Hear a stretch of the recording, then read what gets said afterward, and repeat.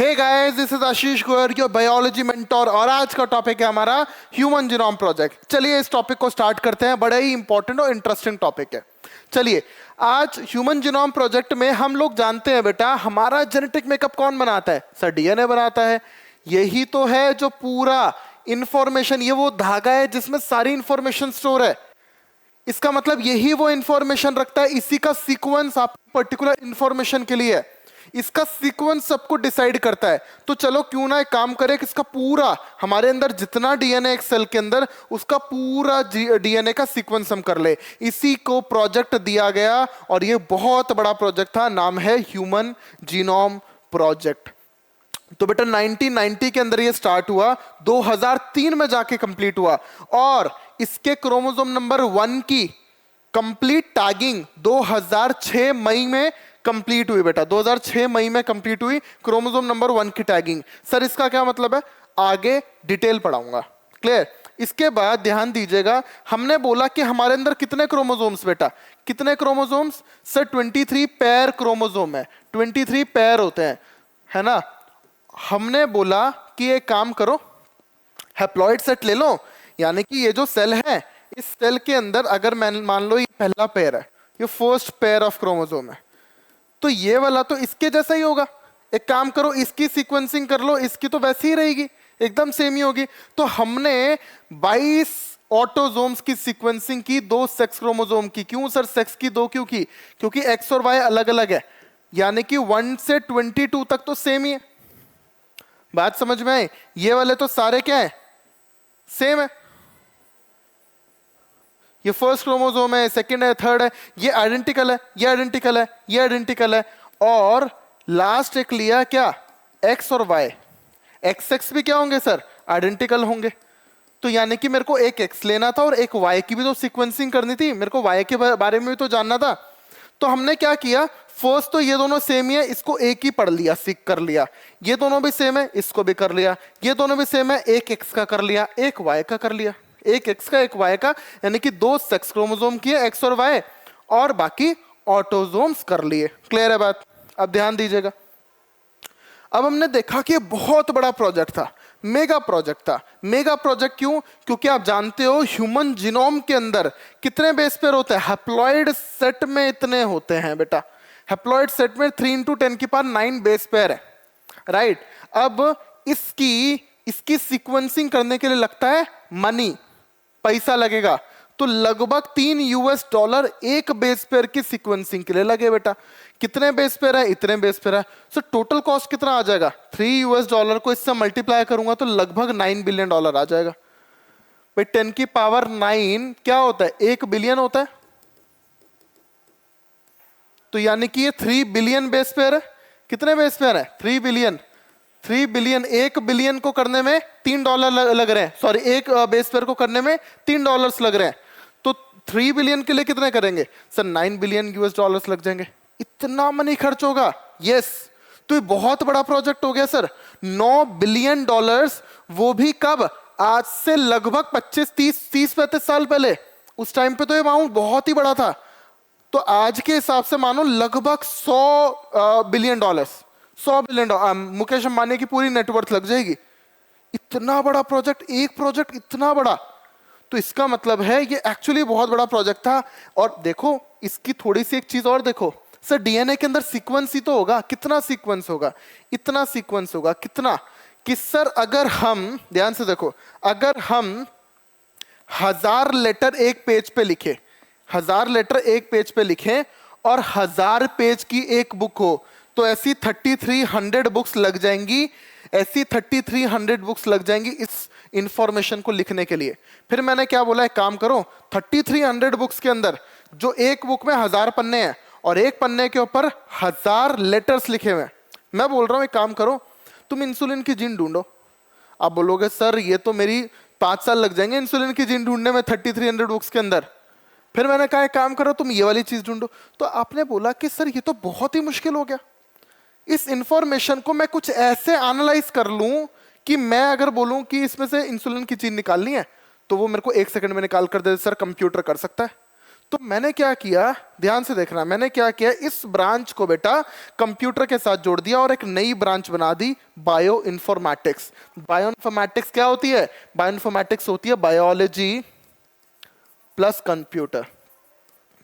हमने कुछ ऐसे सॉफ्टवेयर्स बनाए, है ना, और ऐसी चीजें की जिसको इससे बायो से रिलेट कर दिया। प्रॉपर रिलेट करने के बाद अब मेरे लिए बहुत इजी है, ये सारी इंफॉर्मेशन स्टोर करना भी इजी है, और इस इंफॉर्मेशन को जब मेरे को जरूरत होगी, जिस चीज की जरूरत होगी उस चीज को निकालना भी बहुत इजी है। सब कंप्यूटर करके देगा आपको, सब सॉफ्टवेयर करके देगा आपको। जैसे आपके स्कूल में लेट सपोज 3000 स्टूडेंट्स है, तो हर स्टूडेंट के बारे में कैसे पता चलेगा? सर एक ईआरपी सॉफ्टवेयर होता है, जैसे ही मैं स्टूडेंट की आईडी डालूंगा मेरा उसके सामने पूरा चिट्ठा आ जाएगा। तो मैं क्या करता हूं, सॉफ्टवेयर हमारी लाइफ को इजी बना रहे हैं, ऐसे ही बायो के अंदर सॉफ्टवेयर को यूज किया गया, कंप्यूटर्स को यूज किया गया, और एक नई ब्रांच बनाई बेटा बायो इन्फॉर्मेटिक्स। बायोटेक्नोलॉजी, आप चाहें तो आप बीटेक बायोटेक भी कर सकते हैं। आजकल एक नई ब्रांच भी है bio informatics, BSc bio informatics भी होता है, एमएससी बायो इन्फॉर्मेटिक्स भी होता है, और एक अच्छी इमर्जिंग ब्रांच है आज बेटा। क्लियर है? ध्यान दीजिएगा, मैंने बोला कि ये प्रोजेक्ट 13 साल ये प्रोजेक्ट चला, 13 ईयर्स ये प्रोजेक्ट चला, और सबसे पहले पैसा किसने लगाया? यूएस डिपार्टमेंट ऑफ एनर्जी ने, और इसके बाद एनआईएच ने पैसा लगाया, नेशनल इंस्टीट्यूट ऑफ हेल्थ ने पैसा लगाया। जब लगा कि यार ये तो बहुत पैसा लग रहा है, हम नहीं कर पाएंगे, इन्होंने क्या किया, पार्टनर बना लिया। किसको? वेलकम ट्रस्ट को, यूके की वेलकम ट्रस्ट को मेजर पार्टनर बना लिया। तो वो मेजर पार्टनर बन गई और मेन पैसा ये इन्वेस्ट करने लगी। फिर क्या हुआ, देखा यार ये भी बहुत ज्यादा इन्वेस्ट नहीं कर पा रही है, फिर जापान से मांगा, फ्रांस से मांगा, जर्मनी से मांगा, चाइना से मांगा, डिफरेंट कंट्रीज से मांगा, डिफरेंट लोगों से पैसा मांग रहे हैं। इंडिया ने पैसा नहीं दिया। अब आप बोलोगे सर एक चीज बताओ, ये सब पैसा दे रहे हैं, इनको क्या बेनिफिट हो रहा है? तो इसका सिंपल सा रीजन ये है कि इन कंट्रीज को बाद में पैसा मिलेगा यार। कैसे? आपको ये ह्यूमन जीनोम प्रोजेक्ट आगे ड्रग डिजाइनिंग में काम आएगा, ड्रग डिजाइनिंग ये करेगा, है ना, ये आगे जीन थेरेपी में काम आएगा, ये ऐसे आगे बहुत सारी फील्ड्स में काम आने वाला है। मेरे को डीएनए पता होगा तो मैं बहुत कुछ कर पाऊंगा। सर जीन में डिफेक्ट आ गया कैसे पता लगाओगे? मैं पता तो तब लगा पाऊंगा डिफेक्ट की चेंज आया है जब मेरे को पहले का पता होगा। मेरे को क्या हुआ, ATGCCTAG, मान लो बेटा, मान लो ये वाला G चेंज होके C हो गया, तो अब क्या हो गया, ATCCCTAG। मेरे को क्या पता चलेगा यहाँ पे पहले G था, ये चेंज हुआ है, कैसे पता लगाओगे? मैं सिर्फ तुम्हें ये वाला दे दूं और मैं बोलूं कि चेंज कौन सा हुआ है पता लगाओ, बोलोगे सर किस में से, पहले का तो दो, फिर आप देख लोगे कि G चेंज हुआ है। तो इसका मतलब है मेरे को पहले का समझ में आना चाहिए, तब मैं पता लगा पाऊंगा। तो यानी कि ड्रग डिजाइनिंग में, जीन थेरेपी में, ऐसी तमाम चीजों में ये ह्यूमन जीनोम प्रोजेक्ट यूज होगा। और जो भी ये कंपनीज डिजाइन करती हैं उन सारा कंपनीज को हम बाद में मस्त बेचेंगे, ठीक है ना। चलो इसके बाद हमने बात की बेटा, इसके बाद हम बात करते हैं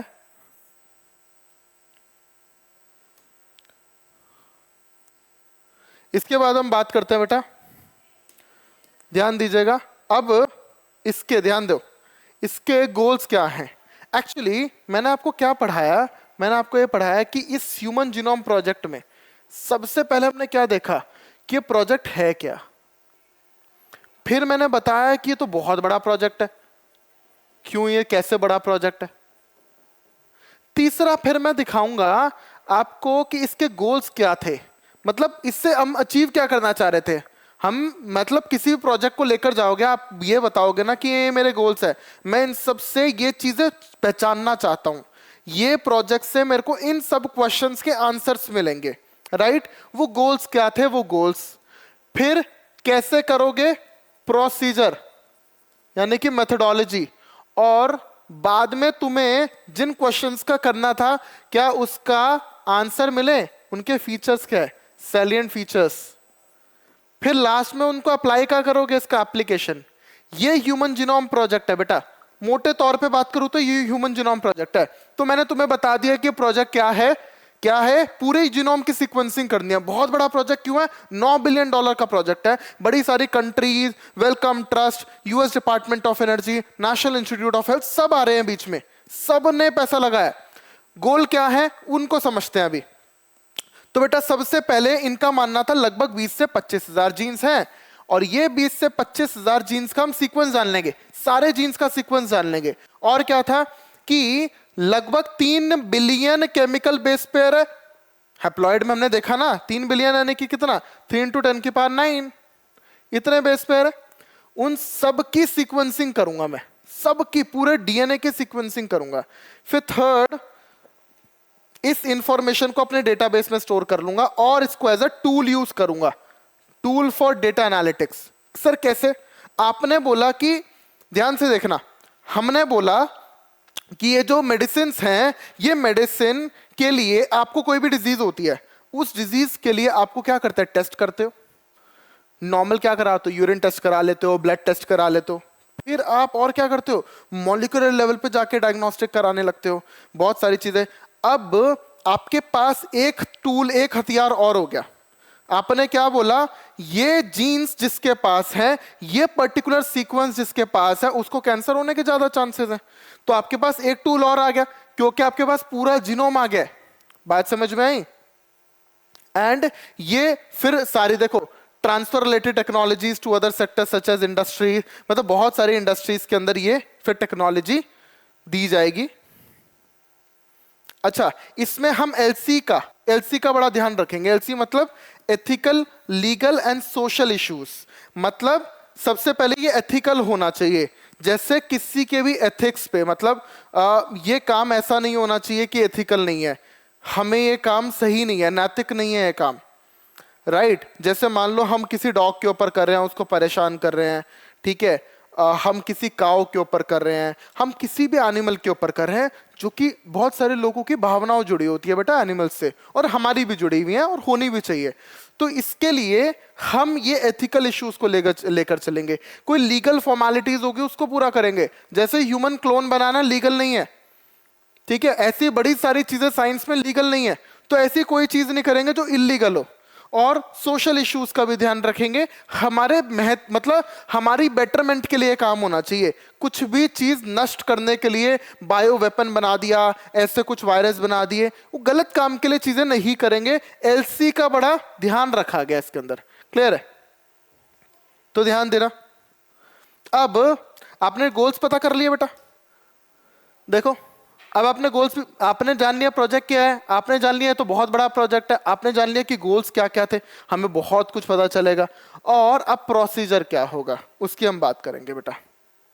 तो ध्यान से सुनना, ये सबसे पहले एएफ सांजर साहब की टेक्निक के ऊपर चल रहे थे, उनकी ऑटोमेटिक डीएनए सीक्वेंसर बनाया था। देखो ऐसा कुछ दिखता है ऑटोमेटिक डीएनए सीक्वेंसर। इसमें क्या होगा, ध्यान से सुनिएगा।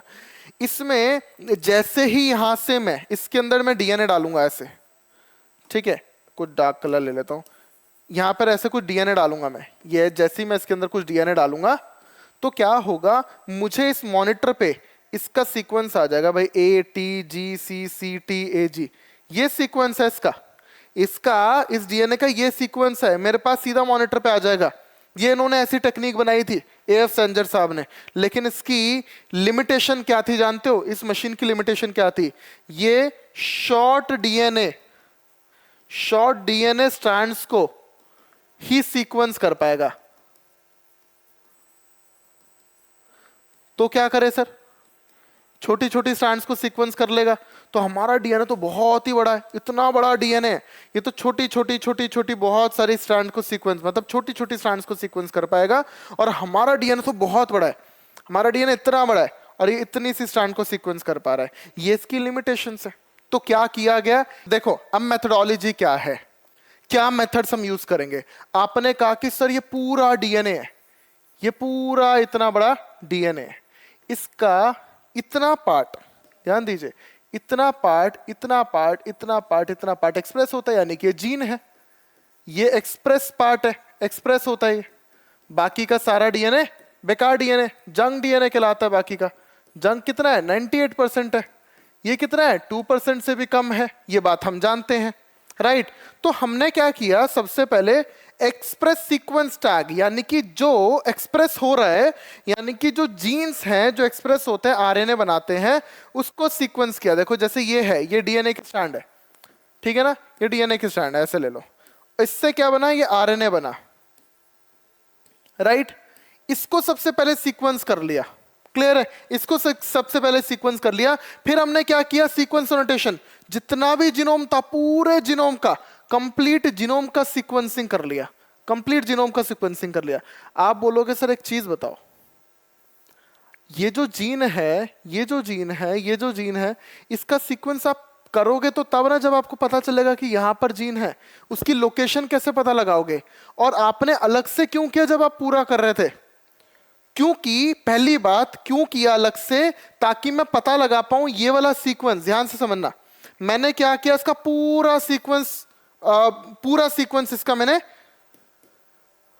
पूरे सीक्वेंस की मैंने इसकी सीक्वेंसिंग कर ली, राइट। मेरे को पता है इतना वाला पार्ट जीन है, कैसे पता लगेगा कि ये वाला पार्ट जीन है, ये वाला पार्ट एक्सप्रेस होता है? मैंने तो सीक्वेंसिंग की है। बट मैंने क्या किया, मैंने जीन की भी, इस वाले जीन की, मान लो ये जीन 1 है, तो जीन 1 की सीक्वेंसिंग अलग से कर ली है, जीन 1 की सीक्वेंसिंग मैंने इस मेथड से कर ली है।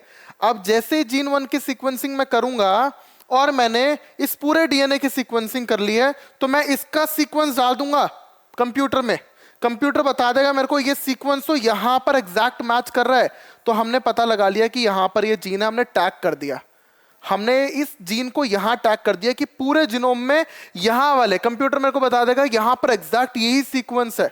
अब आप बोलोगे सर एक चीज बताओ, आपने सीक्वेंस को टैग कराया, आप यहां पर कैसे पता लगाओगे कि ये जो डीएनए आप सीक्वेंस कर रहे हो ये एक्सप्रेस हो रहा है? हमने क्या किया, ये सीक्वेंस एक्सप्रेस हो रहा है कैसे पता चला लगाओगे? ये जीन है ये कैसे पता लगाओगे? ये तो आपको पता ही नहीं है, बाद में पता चलेगा।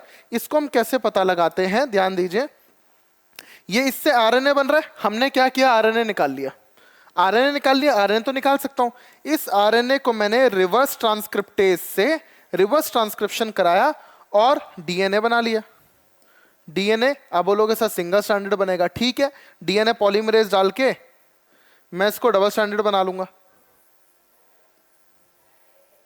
इसको मैं डबल स्टैंडर्ड डीएनए बना लूंगा, ठीक है ना, बात समझ में आई आप लोगों को? तो मैंने ऐसे अपना डबल स्टैंडर्ड डीएनए, ये वाला डबल स्टैंडर्ड डीएनए एक्सप्रेस होता है एज आरएनए, ठीक है ना, इसका मतलब ये जीन है, मैंने इसका सीक्वेंस पता लगाया, पूरे का सीक्वेंस पता लगाया, और कंप्यूटर भाई साहब को बोला, कंप्यूटर महाशय मुझे बताओ कि ये वाला सीक्वेंस इसमें आपको कहां मिल रहा है? कंप्यूटर ने जवाब दिया कि यहां पे मिल रहा है। हमने टैगिंग कर दी बेटा जी, क्लियर है बात? चलो आगे देखते हैं। अब मैं आपको बताता हूं कि पूरा मेथड क्या था, पूरा डीएनए सीक्वेंसिंग, पूरा ह्यूमन जीनोम प्रोजेक्ट किया कैसे गया। ऐसे समझो, हमारा ह्यूमन में कितने एक सेल में कितने क्रोमोसोम्स है बेटा? आप बोलोगे सर 23 पेयर है। मैंने बोला कि काम करो, इसमें से क्रोमोसोम नंबर 1 ले लो, क्रोमोसोम नंबर 1 ले लो, उसकी सीक्वेंसिंग करेंगे, बाकी सबकी ऐसी कर लेंगे जैसे क्रोमोसोम नंबर 1 की कर रहे हैं। तो उन्होंने कहा ठीक है। तो ये बेटा क्रोमोसोम नंबर 1 को मैंने एकदम खोल दिया। अब मेरे पास एएफ सैंजर की टेक्निक है, मैं इसको सीक्वेंस कर सकता हूं। आप बोलोगे सर पूरा तो सीक्वेंस नहीं कर पाओगे, टुकड़ों में सीक्वेंस करना पड़ेगा। तो इसके टुकड़े काटने के लिए मैंने क्या किया, ध्यान दीजिएगा, मैंने इतने पार्ट को काटा, एक आरी डाला, RE1 कोई एक आरी डाला, इतने पार्ट को काटा मैंने। फिर मैंने दूसरे आरी से इतने पार्ट को काटा, RE2 से, इतने पार्ट को RE3 से काटा, इतने पार्ट को RE4 से काटा। बात समझ में आई? फिर मैंने क्या किया मेरे बच्चों, हमने ये वाले सीक्वेंसेस, इस वाले पार्ट को, इस वाले पार्ट को, इस वाले पार्ट को, क्या हो गया, ओवरलैपिंग हो गया, इतने पार्ट्स की ओवरलैपिंग हो गई, ठीक है ना, इतने पार्ट्स की ओवरलैपिंग हो गई। मैंने क्या किया, जैसे काटा, इसको काटा अलग से, इसकी एएफ सैंजर की टेक्निक यूज किया, एएफ सैंजर की टेक्निक यूज किया, और मैंने सीक्वेंस पता लगा लिया। ऐसे ही इसका भी मैंने सीक्वेंस पता लगा लिया, इसका भी मैंने सीक्वेंस पता लगा लिया, इसका भी मैंने सीक्वेंस पता लगा लिया। अब ध्यान दीजिएगा, ऐसे समझो, इसका जो सीक्वेंस था ये कुछ ऐसा था, इसका RE2 का सीक्वेंस कुछ ऐसा, RE3 का सीक्वेंस कुछ ऐसा, RE4 का सीक्वेंस कुछ ऐसा। ठीक है ना, काटने पर जो जीन्स आ रहे हैं, मतलब सॉरी जो पार्ट्स आ रहे हैं उनका सीक्वेंसेस कुछ ऐसे होंगे। ये वाला जो सीक्वेंस होगा, इसका लास्ट का सीक्वेंस इसके फ्रंट के सीक्वेंस पे के साथ मैच करेगा, इसका लास्ट का सीक्वेंस इसके फ्रंट के सीक्वेंस के साथ मैच करेगा। हमने बोला, हमने इसको क्या किया, इसको ध्यान से समझना, इसको मैंने क्या किया, AF सैंजर की टेक्निक से मैंने इसका सीक्वेंस पता लगा लिया, इसका भी लगा लिया, इसका भी लगा लिया, इसका भी लगा लिया, सारे को कंप्यूटर में फीड कर दिया और बोला एक काम करो। मैंने सॉफ्टवेयर बनाया और मैंने उस कंप्यूटर को बोला कि एक काम करो, इसका जो लास्ट का जो सीक्वेंस है, जिसका लास्ट का सीक्वेंस और फ्रंट का सीक्वेंस मिल रहा है, उसको जोड़ दो साथ में। ठीक है, और जो सीक्वेंस मिल रहा है उसको एक ही बार जोड़ना। कंप्यूटर ने कहा ठीक है, मैं देखता हूं इसका लास्ट का सीक्वेंस इसके फ्रंट से मिल रहा है, ये रहा सीक्वेंस। उन्होंने एक ही बार लिखा इसको, फिर आगे कर दिया। ठीक है, तो यानी कि ये वाला पार्ट क्या है बेटा, ये वाला पार्ट ये रहा। ठीक है, फिर ये वाला जो पार्ट है, ये ओवरलैपिंग वाला, वो एक ही बार लिखा है ना, कंप्यूटर को ऐसी इंस्ट्रक्शंस थी। ठीक है, और उसके बाद ये वाला जो पार्ट है बेटा, ये वाला पार्ट वो ये रहा। आप सोचो इसके पूरी सीक्वेंसिंग हो जाएगी कि नहीं हो जाएगी। हमने AF सैंजर साहब ने बढ़िया शानदार टेक्निक यूज की, प्लस इन ओवरलैपिंग सीक्वेंस के बेसिस पे NCERT लिखती है इस बात को बेटा, ओवरलैपिंग सीक्वेंसेस के बेसिस पे मेरे को ये पता चल गया कि किसके बाद क्या आएगा। आप बोलोगे सर एक चीज बताओ, ऐसे आपने पहले क्रोमोसोम का निकाला, ठीक है, इस क्रोमोसोम को मैं ऐसे काट रहा हूं, ठीक है, ऐसे तो बड़े सारे क्रोमोसोम्स चाहिए होंगे मेरे को, डिफरेंट डिफरेंट क्रोमोसोम्स होंगे ना भाई। इसको मैं यहां से काटूंगा तो ये वाला पार्ट भी आ जाए और ये वाला पार्ट भी आ जाए, ऐसा तो नहीं होगा ना। मैं क्या करूंगा बेटा, मैं क्या करूंगा, ये क्रोमोसोम नंबर 1 है, ये भी दूसरा एक और क्रोमोसोम नंबर 1 ले लिया मैंने, इसकी कॉपी ले ली। ठीक है, तो मैंने क्या किया, इसको काटा RE1 से और इसको काटा RE2 से, है ना। तभी तो मेरे को इतना पार्ट यहां से मिल पाएगा और इतना पार्ट यहां से मिल पाएगा, नहीं तो कॉमन हो जाएगा, कैसे मिलेगा मेरे को पार्ट। तो इसका मतलब है कि यहां पर मेरे को क्रोमोसोम्स की कई सारी कॉपीज चाहिए थी, तो मेरे को high number of high copies चाहिए थी, किसकी, क्रोमोसोम्स की। तो मैंने क्या किया सर, मैंने एक काम किया, इनका एम्प्लीफिकेशन करा दिया। एम्प्लीफिकेशन मतलब खूब सारी कॉपीज बनाना। सर कैसे करोगे, ध्यान से सुनना। मैंने क्या किया, निकाला और इसको एक बैक्टीरियल आर्टिफिशियल क्रोमोसोम करके एक प्लाज्मिड है उसके अंदर यहां पर इस सीक्वेंस को डाल दिया, ये रहा, है ना। ये ऐसे गोला था पूरा, इसके गोले के बीच में इनको काट के यहां से RE से काट के यहां से डाल दिया हमने। ठीक है, यहां पे डाल दिया और इसको फिर बाकी इसको बाद में जाके इसको बैक्टीरिया में डाल दिया और मैंने इस बैक्टीरिया को खूब ग्रो कराया। मैंने इस बैक्टीरिया को मल्टीप्लाई कराया बहुत सारी बार और मेरा ये वाला जो पार्ट था ये भी मल्टीप्लाई होता गया। इसको हम एम्प्लीफिकेशन बोलते हैं। मैंने क्या किया, यूज किया बैक, और ऐसे ही मैंने ये बैक्टीरियल सेल है, ऐसे ही मैंने ईस्ट सेल के अंदर भी किया। तो वहां पर क्या यूज किया होगा, ईस्ट आर्टिफिशियल क्रोमोसोम, तो बैक यूज किया और यैक यूज किया। ये क्या है, बैक्टीरियल आर्टिफिशियल क्रोमोसोम। ये क्या है, ईस्ट आर्टिफिशियल क्रोमोसोम। सर ये क्या है, मैं बोल रहा हूं भाई ये दोनों की दोनों वेक्टर हैं। आपके इस DNA को डबल करने के लिए ये एक गाड़ी की तरह काम कर रहे हैं। गाड़ी में इस DNA को बिठाया और बैक्टीरिया में जाके नंबर्स बढ़ा दिए, एम्प्लीफिकेशन कर दिया। किसने, या तो बैक ने या फिर यैक ने, और ये अंदर जाके खूब सारा डिवाइड करता है। तो ये हाई कॉपी सपोर्ट करता है, ये सपोर्ट हाई कॉपीज, खूब सारी कॉपीज सपोर्ट करता है बेटा। तो यानी कि बहुत सारी कॉपीज बना देगा, डिफरेंट डिफरेंट कॉपीज ये बना देगा। चलिए आगे बढ़ते हैं। इसके बाद अब क्या फीचर्स हैं, देखो features of human genome project, इससे हमें पूरा सीक्वेंसिंग करके पता क्या चला। अब क्या पता चला वो समझते हैं।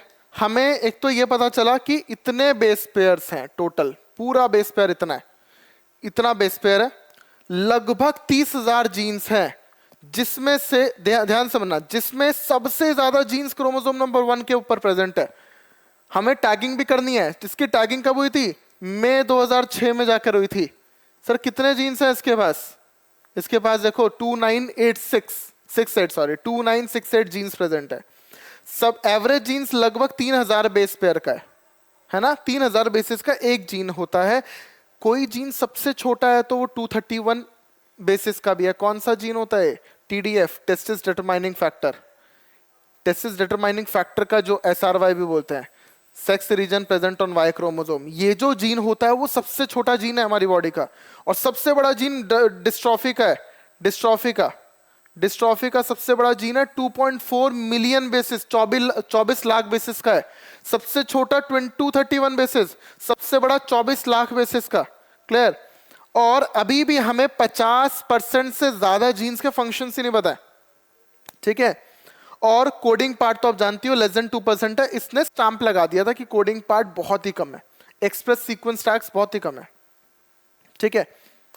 अब ध्यान से समझना और क्या है इसके अंदर हमें रेपिटेटिव सीक्वेंस मिलता है बहुत बड़े अमाउंट में, लार्ज पोर्शन में क्या रेपिटेटिव सीक्वेंसेस मिलते हैं, मतलब जो कई बार रिपीट होते हैं, 100 से 1000 टाइम्स रिपीट होते हैं, राइट। मैंने जैसे बोला कि ATGC CTAG ये सीक्वेंस ऐसे,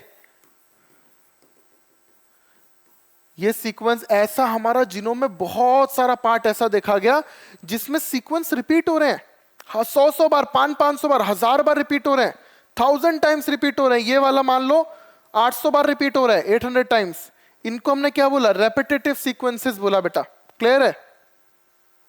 इनका कोई कोडिंग में नहीं है, सब जितने भी ये सब जितना भी ये रिपीटेटिव सीक्वेंस है ना, सब नॉन कोडिंग का है। कोडिंग में ऐसा कुछ नहीं मिल रहा है, ये सब नॉन कोडिंग का पार्ट है। अच्छा सर क्या कर रहा है ये, इसका प्रेजेंट क्यों है, कहां पर इसका यूज हो रहा है। तो मैंने बोला क्रोमोसोम स्ट्रक्चर बना रहा है, पूरा स्ट्रक्चर बनाता है ना, ताकि वो सेल डिवीजन हो पाए, राइट। डायनेमिक्स में और इवोल्यूशन में बड़ी सारी चीजों में इसका रोल आ रहा है।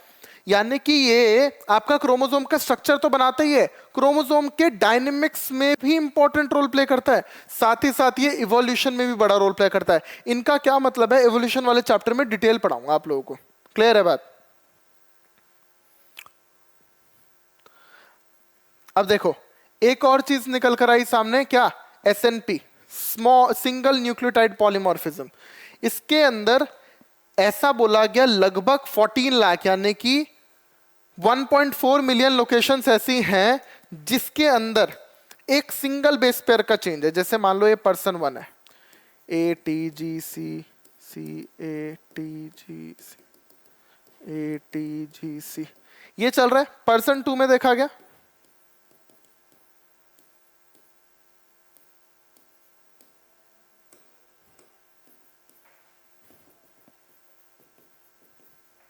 देखो ये पर्सन 1 का DNA सीक्वेंस है, पर्सन 2 का है। अब ध्यान दीजिएगा पर्सन 1 और पर्सन 2 में सब चीजें समझ चल रही है। देखो इसका डिफरेंस आ गया, इसका डिफरेंस आ गया, ठीक है, ये डिफरेंसेस आ गए। अब ये वाले डिफरेंस आ गए जब, तो आपने बोला कि तो सिंगल न्यूक्लियोटाइड का डिफरेंस है। आपके और मेरे में कितनी जगह पे, एक जगह पे हुआ, ये दूसरी जगह हो गई, ऐसी तीसरी जगह, चौथी जगह, ऐसी कितनी जगह, 14 लाख प्लेसेस है, 14 लाख जगह पर, 14 लाख लोकेशंस पर ये चीज एक सिंगल न्यूक्लियोटाइड का चेंज है हमारे अंदर, ठीक है। तो उनको बोला गया सिंगल न्यूक्लियोटाइड पॉलीमॉर्फिज्म, SNPs बोला गया। इसको हम प्रोनाउंस करते हैं स्नेप, ठीक है, इसको हम स्नेप बोलते हैं, स्नेप है। क्लियर। अब ध्यान दीजिएगा, अब कौन कौन से ऑर्गेनिजम्स का सबसे पहले क्या गया, फर्स्ट प्रोकैरियोट का कंप्लीट हुआ था हीमोफिलस इन्फ्लुएंजा बैक्टीरिया में बेटा, है ना। हीमोफिलस इन्फ्लुएंजा नाम के बैक्टीरिया में पहला प्रोकैरियोट है जिसका जिनोम सीक्वेंस किया गया था। फर्स्ट यूकैरियोट जिसमें जीनोम सीक्वेंस किया गया था वो था ईस्ट सैक्रोमाइसिस सेरेवेसी। फर्स्ट प्लांट जिसका सीक्वेंस किया गया था वो है Arabidopsis थैलियाना, Arabidopsis थैलियाना small mustard plant. और फर्स्ट एनिमल जो है जिसका जीनोम सीक्वेंस किया गया था बेटा वो है सिनोरेप्टाइटिस एलिगेंस, एक निमेटोड है बेटा। ह्यूमन के साथ साथ सिर्फ ह्यूमन के नहीं, इनके भी ऐसे तमाम ऑर्गेनिज्म के भी जीनोम पता लगाए गए, कंप्लीट जीनोम पता लगाए गए बेटा। क्लियर है बात? सो बेसिकली मेरे को लगता है कि आपको ह्यूमन जीनोम प्रोजेक्ट पूरा समझ में आया होगा। यहां पर मैं आपको एक बार फिर से बता देता हूं ह्यूमन जीनोम प्रोजेक्ट में क्या था। सर सबसे पहले तो मैंने जाना कि ये प्रोजेक्ट क्या है, दूसरा फिर जाना कि ये तो बहुत मेगा प्रोजेक्ट है।